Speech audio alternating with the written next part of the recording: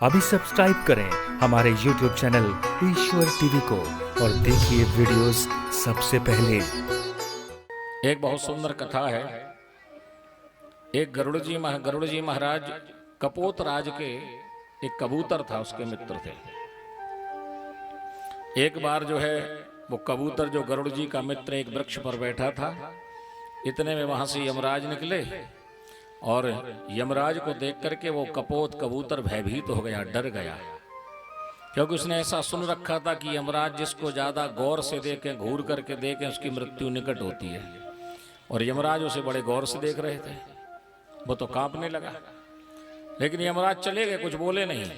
थोड़ी देर वहां पर गरुड़ जी आए।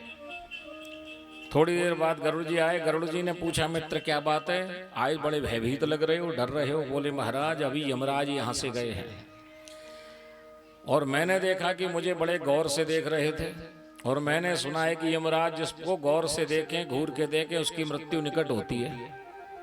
तो गरुड़ जी ने कहा, चिंता मत करो, तुम मेरी पीठ पर बैठो, मैं तुमको यहाँ से इतनी दूर छोड़ करके आ जाऊंगा कि यमराज भी विचार नहीं कर पाएंगे।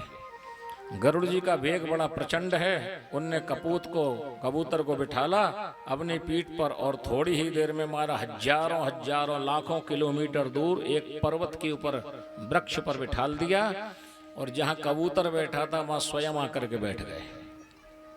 वो तो भगवान के वाहन है गरुड़ जी, उनको किस चीज का डर।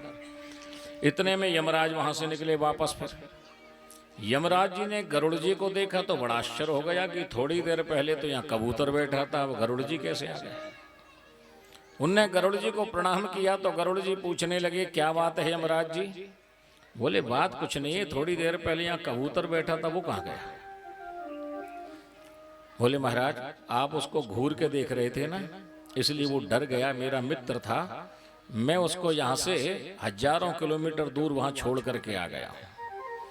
यमराज हंसने लगे, कहने लगे, भैया मैं घूर के नहीं देख रहा था, मैं उसे आश्चर्य से देख रहा था, क्योंकि इस कबूतर की मृत्यु थोड़ी देर बाद यहाँ से हजारों किलोमीटर दूर उस पर्वत के ऊपर लिखी हुई है। ये यहाँ पर क्या कर रहा है? या तो आज विधि का विधान मिटने वाला है, या मुझे कोई मति भ्रम हुआ है। लेकिन मैं समझ गया, ना तो मुझे मति भ्रम था, ना विधि का विधान मिटने वाला था। जहां पर उसकी मृत्यु है, आप वहां उसे पहुंचा करके आ गए हो, क्योंकि इतनी जल्दी वो पहुंच ही नहीं सकता, तब तो महीनों लग जाते उसको पहुंचने में। तो कहने का अर्थ है कि जिसकी जहां मृत्यु होती है उसको वहां पर अपने आप ले जाती है। मृत्यु का स्थान और समय निश्चित होता है महाराज। रामायण में भरत जी महाराज जब लौट करके आए हैं और दशरथ जी की मृत्यु हो गई तो रुदन करने लगे, दुखी हो गए। तो वशिष्ठ जी वहां पर बोलते हैं कि सुनहु भरत भावी प्रबल, बिलख कहे मुनिनाथ, हानि लाभ जीवन मरण, यश अपयश विधिहा।